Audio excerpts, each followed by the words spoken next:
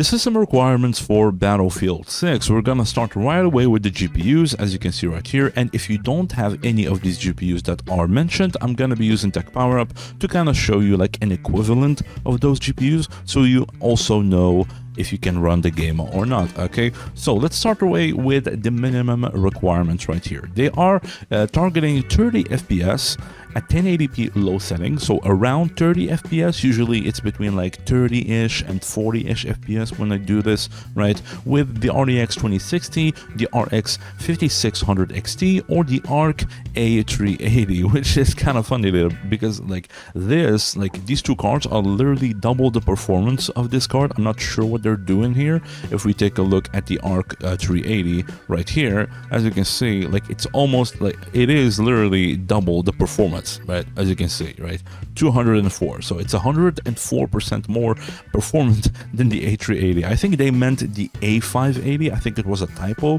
but let's just assume that, right? So they are targeting around 30 FPS with these three cards right here, and they're also recommending a video memory card. So the VRAM of your card, it has to be at least 6 GB, so just keep that in mind as well. They are very specific on it, so that probably is important as well. Okay, so with these cards, we can pretty much expect around 30-ish FPS, and if you don't have any of these cards right here, then the equivalent of these cards is right here, right? As you can see, so if you have anything around this ballpark, right? So starting from the 1660 up to the 1070, up to the 5600 XT that they are mentioning as well, the 1070 Ti, the 1080, the 5700, the ARC 580 as well, or anything a little bit better like in this range right here as well, you can pretty much expect around 30-ish to 40-ish FPS on low settings at 1080p. And assuming that this is native performance, because they do specify here the upscaling, so assuming this is native performance, I am assuming that if you can enable the upscaling using like FSR or DLSS, if it's supported, for example, or all that, when enabling the upscaling at least around the quality mode, you can pretty much get around 30% more 30% more performance, right? So this 30 to 40-ish FPS can probably go up to like 50 or 55 FPS, something like that. And if you have like a little bit more performant GPU, like for example the 3060, right, with a little bit of upscaling, you can pretty much hit 60 FPS, no problem with these cards right here. The only problem is the CPU that can bottleneck your system a little bit, because a lot of particles, a lot of like physics and destruction, and it's 64 versus 64, I think, so there's a lot of players and all that, so all that strains your CPU. So we're gonna talk about it a little bit later. It can kind of like bottleneck the system, but pure performance on the GPU, you can probably reach 60 if you just enable a little bit of upscaling. Okay, so just keep that in mind, and this is pretty much it for the minimum requirements. Then we're gonna jump to the recommended requirements. As you can see right here, they are using two different sets of performance, and that's pretty good, because like Battlefield, like it's not, most people are not just targeting like really peak visuals, right? They are also playing it kind of like competitively a little bit, so they do prioritize the FPS a little bit more. So it's cool of them to kind of like get like a good visuals and a good performance kind of like ballparks, right? Which is pretty good. So they are recommended for the balance, which is the 1440p at 60 FPS high settings, right? And they are recommending the NVIDIA RTX, the 3060 Ti, or the RX 6700 XT, or the ARC B580, and all these cards kind of like make sense a little bit. Now, assuming that this is the upscaling, right? Because it doesn't make sense, we're gonna talk about it after this, but assuming that they are using the upscaling at balanced mode, so it does kind of make sense a little bit. So that's what you can expect on like a more visual priority, and on a more performance priority, you can expect a 1080p 80 FPS plus at low settings with these cards right here as well. So also the VRAM has to be at least 8 gigabytes. So just keep that in mind. There is probably some like wiggle room that you can do right there if you lower the settings and you mix a little bit of like low settings with high settings instead, kind of like lower the textures a little bit while keeping like the more GPU intensive like settings on as well. So you can do like a custom preset and get away with 6, right? But usually it's better to have more VRAM, and if you have these cards you probably have 8 gigabytes of VRAM as well. So let's take a look at Tech Power Up and kind of give you a similar performance to these cards right here if you don't have the ones mentioned. Okay, so as you can see right here, we have the 3060 Ti, the 6700 XT, and the B580, and they do make sense. As you can see, only 2% slower and around like 10-ish% slower in terms of the Arc Intel card, as you can see. So it does kind of make sense. So if you have any of these cards right here, like between like this ballpark, starting from the 1080 Ti, the legendary card, like it's still holding up. That's pretty good. The 2070 Super, the RX 7600, or any of these cards right here. The 5050 if you have like a laptop, the 5060 as well. If you have the 4060 Ti that I got, I have the 16 gigabyte model. You can also expect a similar performance as well. The 2080, the 3070, the 9060 XT, the 6800, the 3070 Ti as well. So anything in this ballpark right here, if you see your card, then you can pretty much expect a similar performance to these two settings right here. So 4040p around 60-ish FPS, maybe like 55 to up to 70-ish FPS, right? That's pretty much like the average. And the 1080p at low settings around 80 FPS plus, so maybe 80, 70, 80 or 90-ish FPS, right? Which is pretty good. Now, the thing about this is that they are using upscaling, right? They have to be using upscaling because it just doesn't make sense if this is native, right? This is probably the upscaling, so they're using Balance uses 58 to 59 internal resolution, so you get around like 40-ish% more performance, and the performance mode gives you around like 50% internal resolution, so it does increase your performance by around 50% as well. And why did I say this is probably the upscaling? Because if this is native, it doesn't make sense at all, because to go from 1080p 30 FPS, the 1080p just 60 FPS, right? So just to double the FPS with low settings, you need double the performance of these cards right here, right? And if we go back and we take a look at the performance of those cards, as you can see, the 2060, to get double the performance, which is 200%, right? You need to go all the way up to around like a 960 and like a 9060 or a 7700 XT, or like a 5060 Ti or a 6800 XT and all that, right? The 3060 Ti is only 63% more powerful, so it doesn't make sense at all, right? So to go to around 80 FPS, that's almost like 150% more performance. And because the CPU does play a big role, especially in Battlefield, right? So let's say like around like 30% of that performance is because of the CPU upgrade, right? Because this is a big jump as well. So we're left with around like 110, 120% more performance that is missing, right? So it doesn't make sense at all. That's why this is probably the upscaling right here, because if we take a look, for example, 1080p 30 FPS to 1080p 80 FPS, again, factoring the upgrade of the CPU, so we need around 110, 120% more FPS. And since the performance mode of the upscaling gives you around 50% more performance, so if we add the 50% more performance to the 3060 Ti, now it kind of makes sense a little bit. Now it's around like 113 more performance, 115 more performance, so that kind of makes sense. That's why this is probably, I'm pretty sure this is the upscaling, right? So they are using upscaling at performance mode and upscaling at balance mode to reach these target FPS. Okay, so just keep that in mind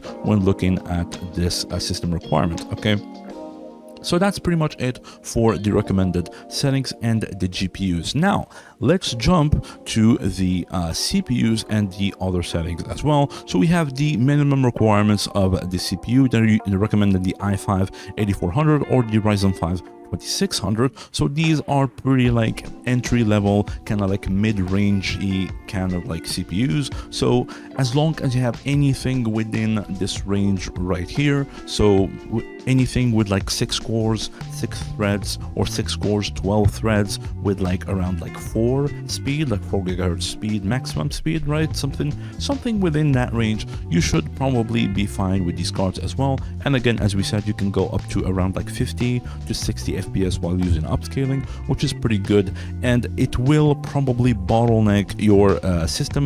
The CPU will bottleneck your system because, again, keep in mind, Battlefield, like there's a lot of players, there's a lot of particles, a lot of effects, especially like the destruction physics as well of like the buildings and all that. All of that is very, very straining on the CPU. Okay, so just keep that in mind.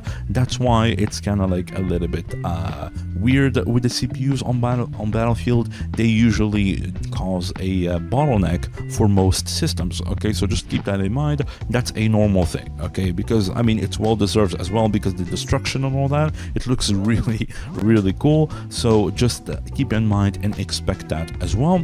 And we jump to the recommended settings for the CPU. We jump to a whole other generation, which is pretty good, and the i7 10700 or the Ryzen 7 3700X. So we jump from like 6 cores, 12 threads to around like 8 cores, 16 threads, somewhere around there, and up to like 4.5 gigahertz more like maximum speed. So if you have anything within this range right there, anything within that range of cores and threads and speed and all that, then you should probably be fine with these types of GPUs as well, and you can expect similar performance to these performance like examples, right? So that's pretty much it for the CPUs. And again, expect maybe like a slight bottleneck here and there, especially if like there's a lot of effects on the screen. You might get you know, some like FPS drops or something like that, right? So just keep that in mind. And then we got the RAM. They're recommending the 16 gigabyte RAM dual channel for both, and the OS they recommended the Windows 10 right here, with the stars, which is enabling hardware accelerated GPU scheduling is recommended. So this with Windows 10, it doesn't come enabled by default, so you have to do it manually. This will enable like the DLSS stuff, the upscaling, the frame generation and all that, especially if you are on like an RTX card, or I think it's the same with the AMD, I'm not really sure, but yeah, so you have to enable this if you are on Windows 10 to enable the upscaling, the frame generation, right?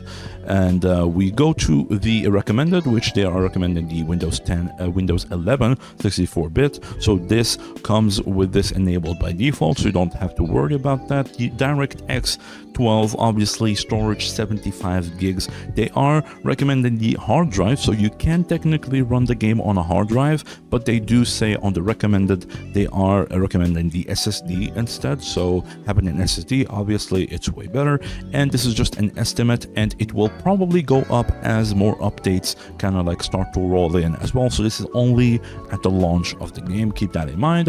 And the last thing, as you can see right here, these are probably just like the Battlefield 6 things. They are probably for the anti-cheat, because Battlefield most likely always like uses kind of like a kernel based level anti-cheat. So these are like BIOS stuff that you need to enable in your BIOS, right? So just keep that in mind. But again, you don't need to worry about this at all, because most of these, if you played any Battlefield game before, or any competitive game, I think as well, Valorant I think uses this as well. So if you played any competitive game that has anti-cheat and you played it fine without no problems, then these are probably already enabled on your motherboard BIOS, so you don't need to worry about that.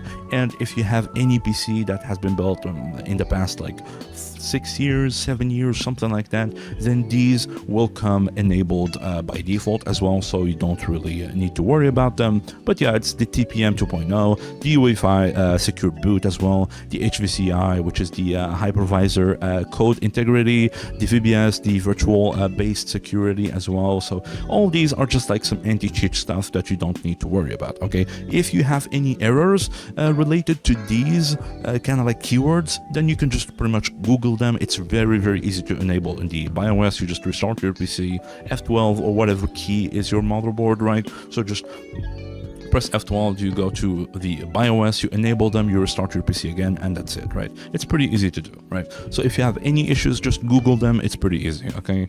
But yeah, I mean, this is pretty much it for the Battlefield 6 Open Beta PC specs, which is pretty decent. I mean, again, nothing too crazy, which is pretty good. So it still kind of like caters to like the more mid-rangey kind of like PCs, which is pretty good because like most people don't have like really high-end PCs and all that. So that is very good, and hopefully this was kind of like helpful, kind of like show you if you can run the game or not. And it's gonna happen the early beta, which is tomorrow actually, on the 7th of August, and we have 2 more open betas in 2 weekends, I think, like the upcoming weekend and then the next weekend as well. So if you want to play that, then you know, be sure to jump in, and if you can run the game, then be sure to jump in as well, which is pretty good. I will probably be testing the game with my 4060 Ti. So if people have a 4060 Ti, which is very similar to the 3060, to these recommended settings, so I'm gonna be